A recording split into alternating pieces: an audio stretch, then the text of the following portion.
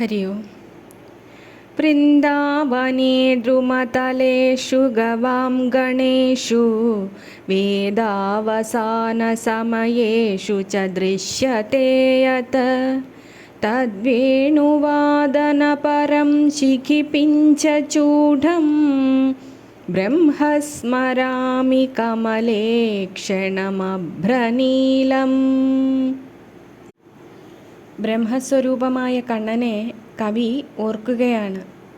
വൃന്ദാവനത്തിൽ മരങ്ങളുടെ ചുവട്ടിലും പശുക്കളുടെ ഇടയിലും ഉപനിഷത് വാക്യങ്ങളിലും ഏതൊന്നിനെ കാണുന്നുവോ, വേണുവായനയിൽ മുഴുകിയതും മയിൽപ്പീലി ചൂടിയതും താമരക്കണ്ണുള്ളതും മേഘം പോലെ കറുത്തതുമായ ആ ശ്രീകൃഷ്ണ ബ്രഹ്മത്തെ ഞാൻ സ്മരിക്കുന്നു എന്ന് കവി പറയുകയാണ്.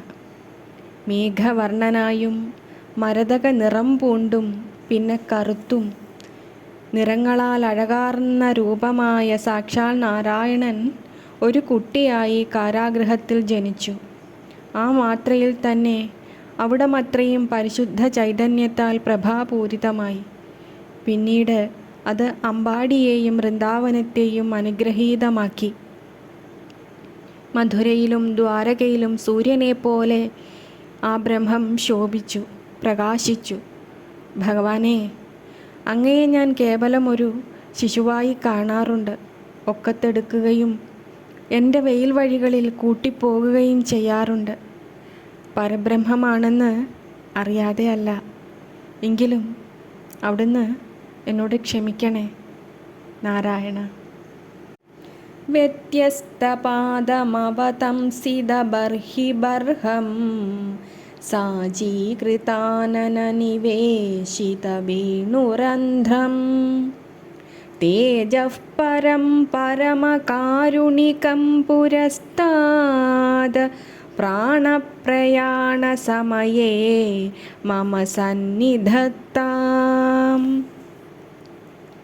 വേണുഗോപാലമൂർത്തിയായ ആ ഭഗവാൻ എൻ്റെ മനസ്സിൽ സാന്നിധ്യം ചെയ്തരുളണേ എന്ന് കവി ആശിക്കുകയാണ്.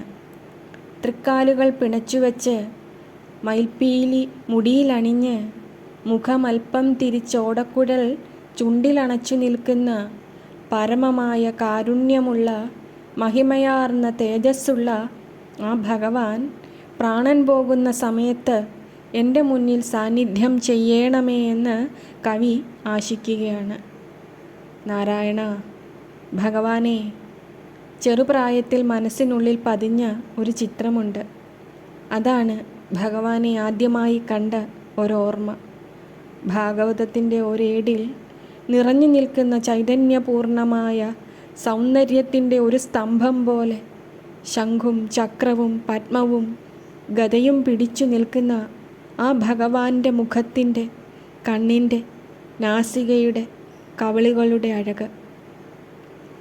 ധ്രുവന് മുന്നിൽ പ്രത്യക്ഷനായ ആ ഭഗവാൻ, അതാണ് എൻ്റെ നെഞ്ചിലെ ആദ്യ കാഴ്ച.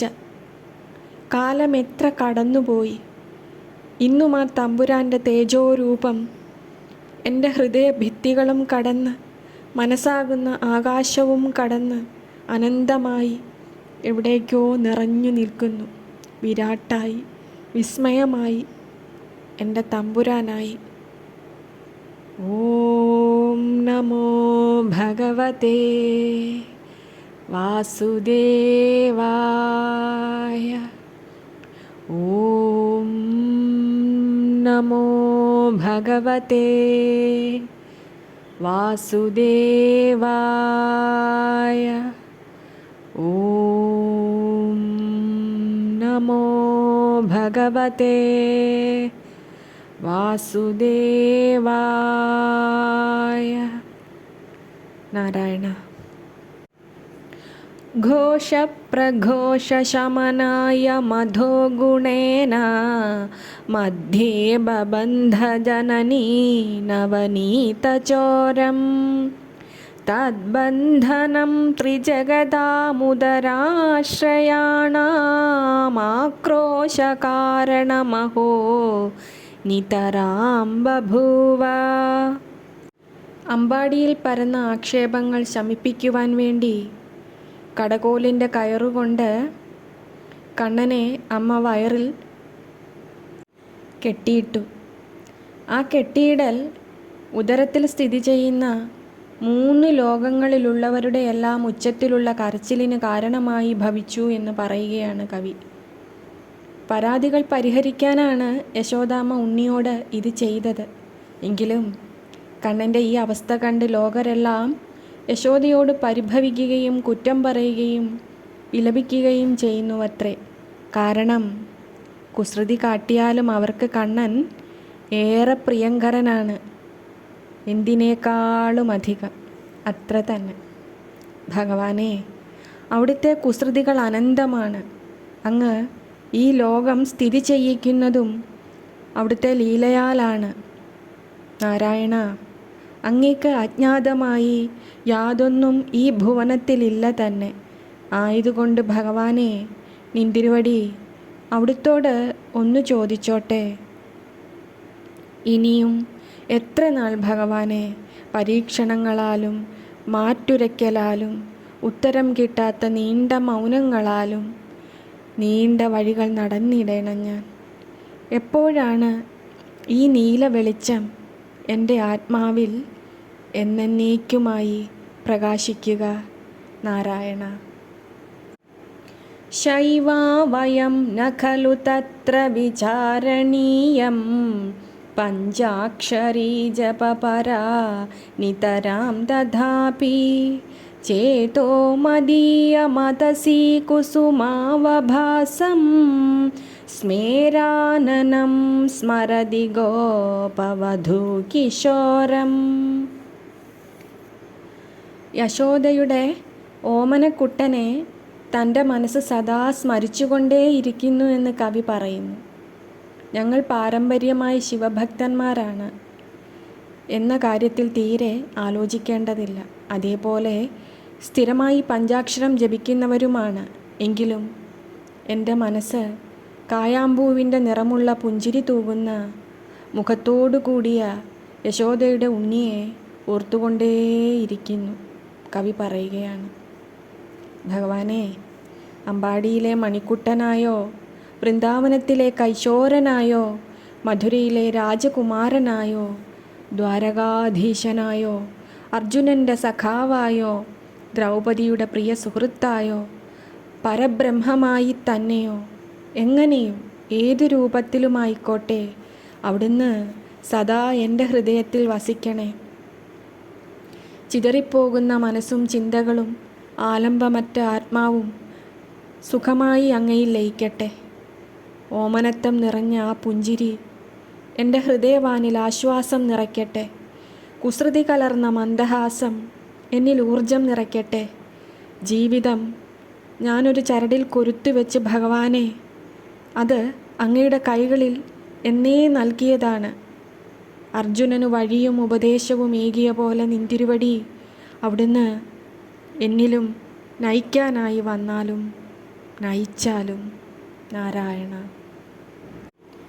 രാധാ പുനാദു ജഗദച്യുത ദത്തചിത്താ മന്ധാനമാ കലയതീദധിരിക്തപാത്രേ യസ്യാസ്തനസ്തബകചഞ്ചലലോലദൃഷ്ടിർദേവോപി ദോഹനധിയാ വൃഷഭം നിരുന്ധൻ.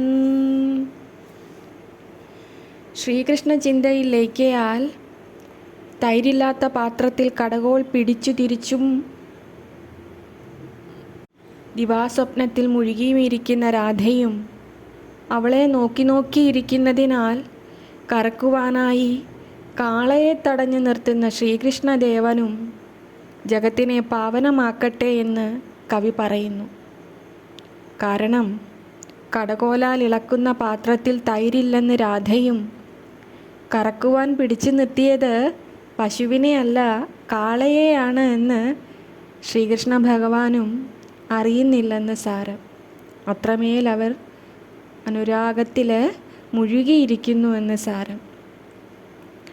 പരമപവിത്രമായ ഭഗവാന്റെ അനുരാഗം വൃന്ദാവനേശ്വരിയായ ഗോലോകറാണിയായ മാതാവിനോട് സാക്ഷാൽ ജഗദീശ്വരിയായ ആ അമ്മ ഭഗവാന്റെ പാതി മെയ്യാളല്ല, ഭഗവാൻ തന്നെയാണ്. ഭഗവാൻ തന്നെയാണ് രാധാദേവി എന്ന് പറയുന്നു. കണ്ണനും രാധയും രണ്ടല്ല, ഒന്നാണ്. അവർ പിരിഞ്ഞിരുന്നു എന്ന് കഥകൾ പറയുന്നു. പക്ഷേ ഭൂമിയിൽ ജീവിച്ചുവെങ്കിലും അവർ ഒരു നിമിഷം പോലും രണ്ടായിരുന്നില്ല. ഏകാത്മാവായി ഭഗവാന്റെ ശക്തി സ്വരൂപമായ ആ അമ്മ എന്നും എപ്പോഴും കണ്ണൻ്റെ ഹൃദയവാസിനിയായിരുന്നു. ഗൗരാംഗിയായി സുവർണമായ അഴകോടും ശോഭയോടും കൂടി ആ രാധാദേവി ഗോലോകത്തിൽ ശ്രീകൃഷ്ണ പരമാത്മാവിനൊപ്പം ആയിരിക്കുന്നു. രാധേ രാധേ, രാധേ രാധേ, രാധേശ്യാം നാരായണ.